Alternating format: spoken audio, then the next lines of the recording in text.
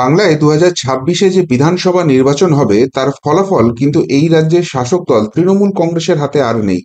সেই ফলাফল কি হতে চলেছে বা কি হতে পারে সেটা সম্পূর্ণ ডিপেন্ড করছে কিন্তু বিজেপির জন্য। বিজেপি যদি এই রাজ্যে স্পেসিফিক কিছু স্টেপ করে, যেমন এই রাজ্যের সব থেকে বড় যে প্রভাবশালী ডাকাতটা রয়েছে, সব থেকে বড় ডাকাত তাকে যদি জেলে পড়ে, এই রাজ্যে যেসব চটিচাটা দলদস পুলিশ প্রশাসনে ভরে গেছে তাদের হাত থেকে ভোটের সমস্ত ডিউটি সম্পর্কিত কাজ কেড়ে নেয় এবং শেষ পর্যন্ত নির্বাচনটা রাষ্ট্রপতি শাসন জারি করে নির্বাচন কমিশন যদি করতে পারে, অর্থাৎ ভোটের দিন বা ভোট গণনার দিন যদি কোনো খেলা না করতে পারে, এই রাজ্যে পরিবর্তন অবশ্যম্ভাবী। কিন্তু এই স্টেপগুলোর কোনো একটা থেকে যদি বিজেপি বিচ্যুত হয়, তাহলে ফলাফলটা সকলেই জানে এই রাজ্যে পরিবর্তন হবে না। আর তাই সেই জন্যই বলা হচ্ছে যে এই ফলাফলগুলো সমস্তটাই নির্ভর করছে বিজেপির হাতে। এখন বিজেপি যে এগুলো করতে ইচ্ছুক এবং সেটার যে ইঙ্গিত দিচ্ছে, সেটা বিজেপির যিনি প্রাক্তন রাজ্য সভাপতি ছিলেন ডক্টর সুকান্ত মজুমদার, তার কথাতেই কিন্তু প্রমাণিত হয়ে গিয়েছিল। তিনি যখন অমিত শাহ বাংলায় এসেছিলেন বলেছিলেন যে বাংলাতেও এবার কিন্তু সার্জিক্যাল স্ট্রাইক হবে, বাংলাতেও একটা অপারেশন সিঁদুর হবে এবং সেটা বিজেপি স্টাইলে হবে।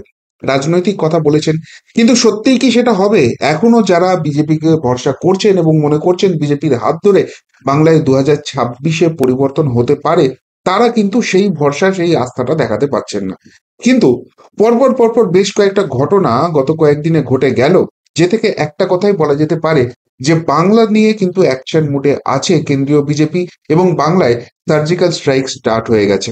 এবং সেটা শুধুমাত্র বিজেপি নয়, বিজেপির দিকে আঙুল উঠলেও যারা মেন খেলোয়াড়, মেন রেফারি হবেন, সেই নির্বাচন কমিশনও কিন্তু সেই ব্যাপারে অত্যন্ত আগ্রাসী একটা মনোভাব দেখাচ্ছে এবং সেটা বাংলার ভোটারদের কিন্তু যথেষ্ট রকমের আশ্বস্ত করতে পারে।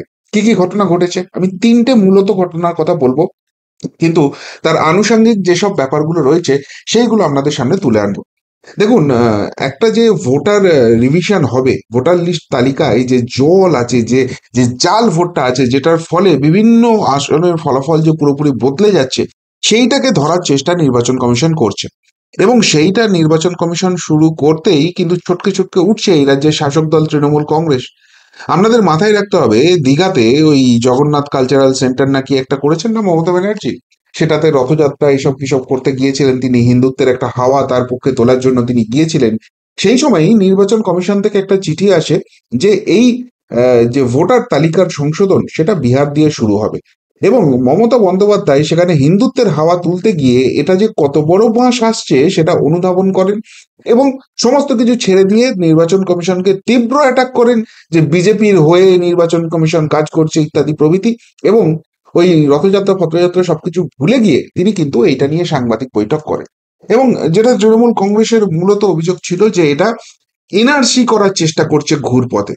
কথাটা খুব এটা ভুল বলেনি, মানে আপনি যদি রাজনৈতিক পটভূমিকা থেকে সরে আসেন এবং একদম নিউট্রাল পক্ষ থেকে দেখেন, সত্যি ঘুরপথে এনআরসি হচ্ছে এবং সেটাতেই তো তৃণমূলের মাথা ব্যথা বাড়বে। কেননা তৃণমূল কংগ্রেস ক্ষমতায় আসার পর থেকে অবৈধ বাংলাদেশি এবং রোহিঙ্গাদের এই ভোটার তালিকায় ঢুকিয়ে দিয়েছেন এবং তার ফলেই বিভিন্ন আসন এত কিছু অন্যায় করার পরও তৃণমূল কংগ্রেস জিতে যায়, এই অভিযোগটা কিন্তু বারবার বিজেপির তরফ থেকে আসছিল। এবং সত্যি সত্যি নির্বাচন কমিশন যদি এই কাজটা করতে পারে, তাহলেই কিন্তু সেই খেলাটা শেষ হয়ে যাবে।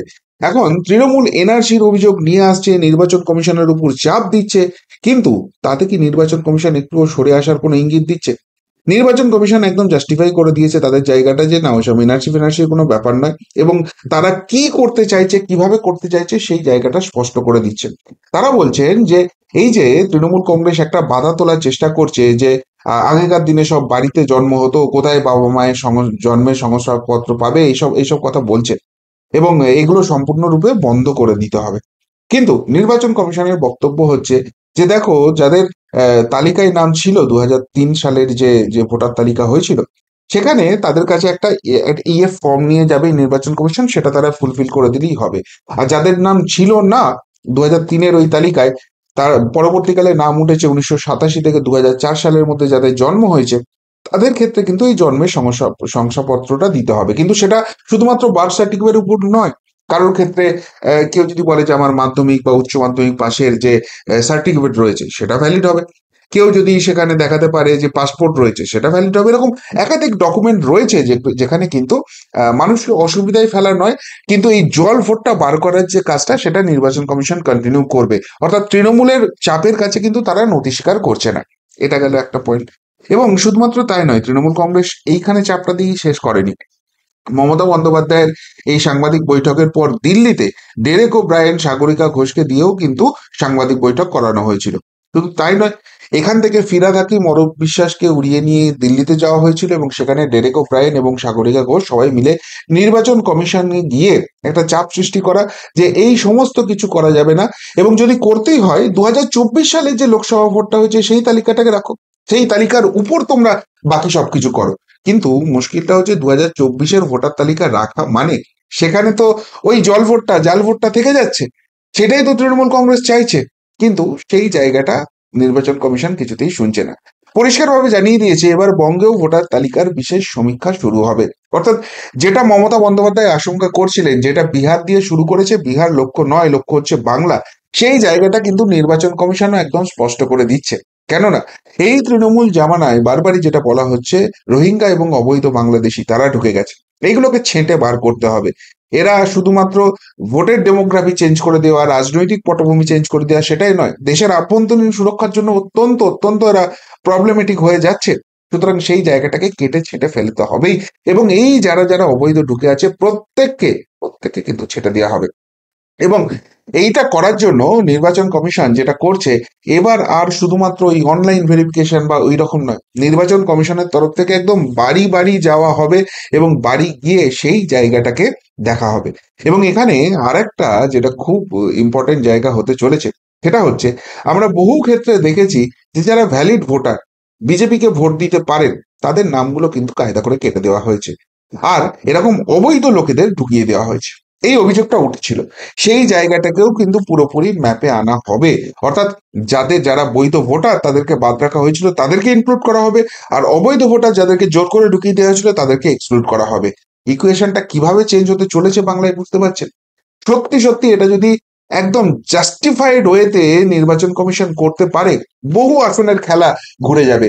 যেসব আসনে ভাবছেন যে বিজেপি দাঁতও ফোটাতে পারবে না, সেখানেও ড্যাং ড্যাং করে জেতার মতো জায়গা হবে। আর এইটা যত বুঝতে পারছে তৃণমূল কংগ্রেস, তত ছটফটানি বাড়ছে, যে কারণে নির্বাচন কমিশন গিয়ে চাপ দিতে হচ্ছে, কিন্তু তাতেও কোনো লাভ হবে না।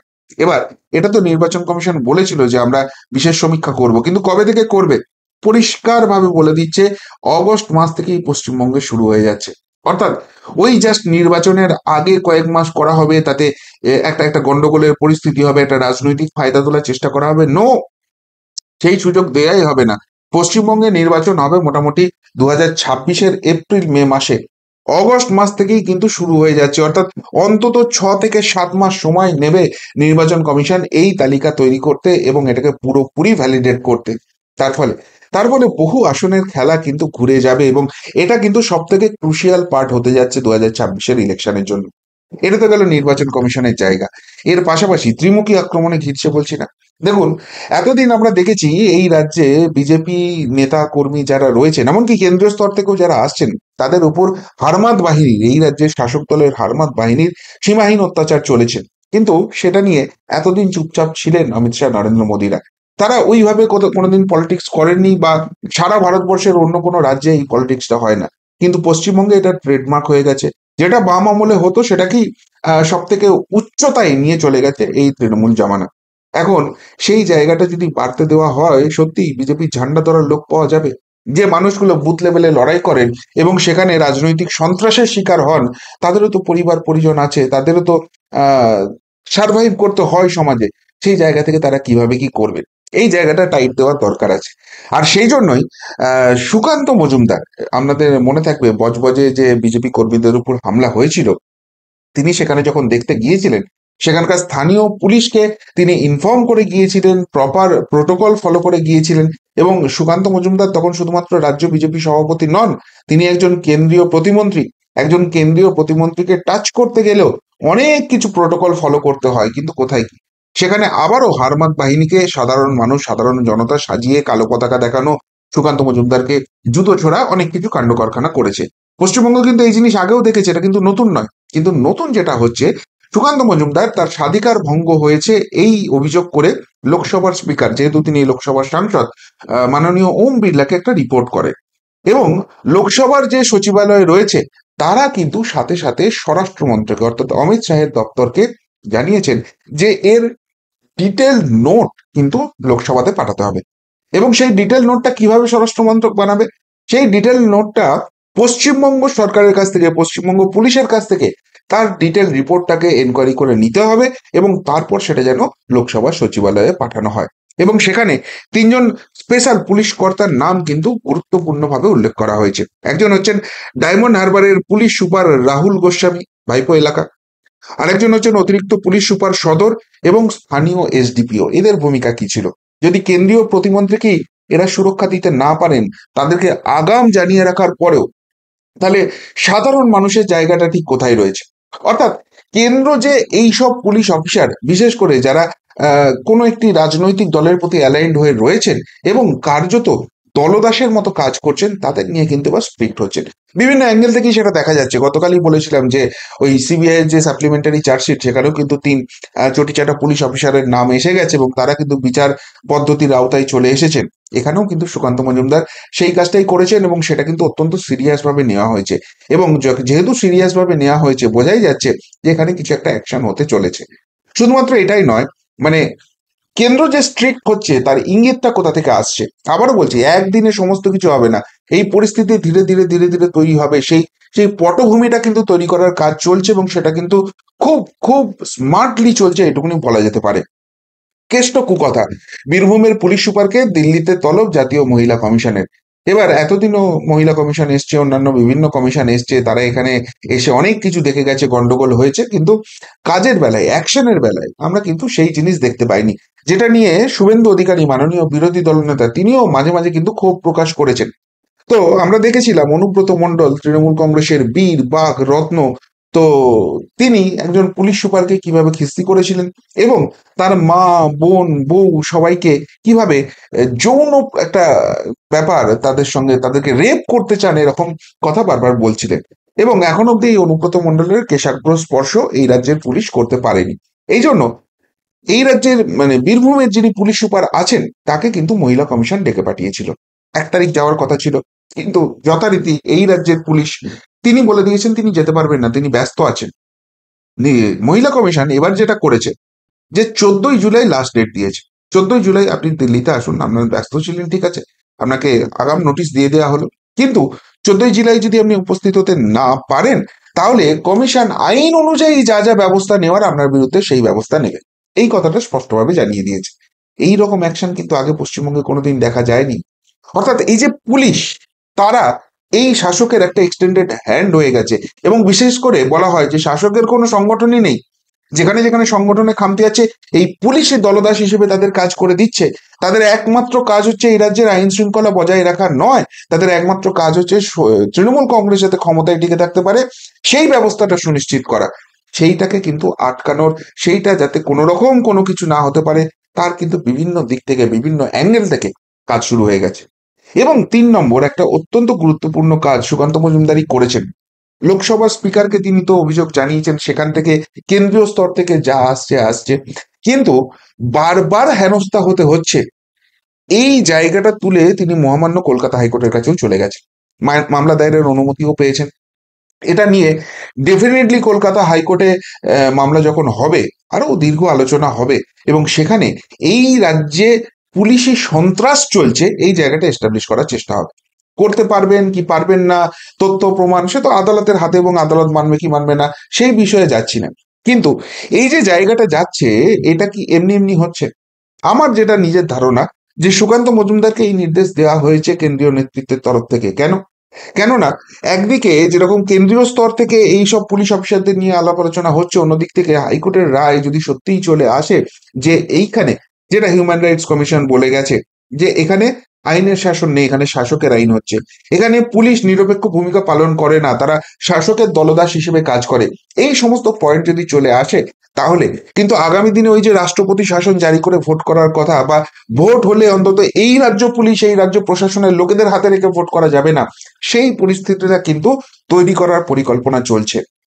অর্থাৎ যে যে জায়গাগুলো করলে এই রাজ্যে নিরপেক্ষ ভোটটা করানো যাবে, মানুষ নিজের ভোটটা নিজে দিতে পারবেন, সে যাকে খুশি ভোট দিন, কিন্তু নিজের ভোটটা নিজে দিতে পারবেন এবং কেউ গণনাতে কারচুপি করতে পারবে না, সেই জায়গাটা, সেই অ্যাটমসফিয়ারটা তৈরি করার কাজ কিন্তু চলছে। আর এটাই কিন্তু এই বাংলার মানুষ চাইছেন 26-এর ভোটের জন্য। শেষ পর্যন্ত যদি নরেন্দ্র মোদী, অমিত শাহরা এই জায়গাটা করতে পারেন, 2026-এ বাংলায় পরিবর্তন নিশ্চিত, সেটা কিন্তু হলফ করে বলা যায়। আবারও বলছি, যদি করতে না পারেন, বাংলায় কিছু হবে না। কিন্তু যে ইন্টেনশনটা দেখাচ্ছেন, যে যে পদ্ধতিগুলো ফলো করা হচ্ছে, সেটা কিন্তু খুব স্পষ্ট ইঙ্গিত দিচ্ছে যে বাংলা নিয়ে কিন্তু এবার অন্য ভাবনা চিন্তা রয়েছে মোদী সাহেব, এবং সেই জন্যই চটকে চটকে উঠছে এই রাজ্যের শাসক দল তৃণমূল কংগ্রেস। কি বলবেন এইসব পদক্ষেপগুলো নিয়ে? যদি কিছু বলার থাকে অবশ্যই কমেন্ট বক্সে কমেন্ট করে জানাবেন। এখনকার মতো এখানেই শেষ করলাম। ফেরত আসি নতুন প্রতিবেদন নিয়ে খুব তাড়াতাড়ি। ভালো থাকবেন, সাথে থাকবেন, পাশে থাকবেন। নমস্কার।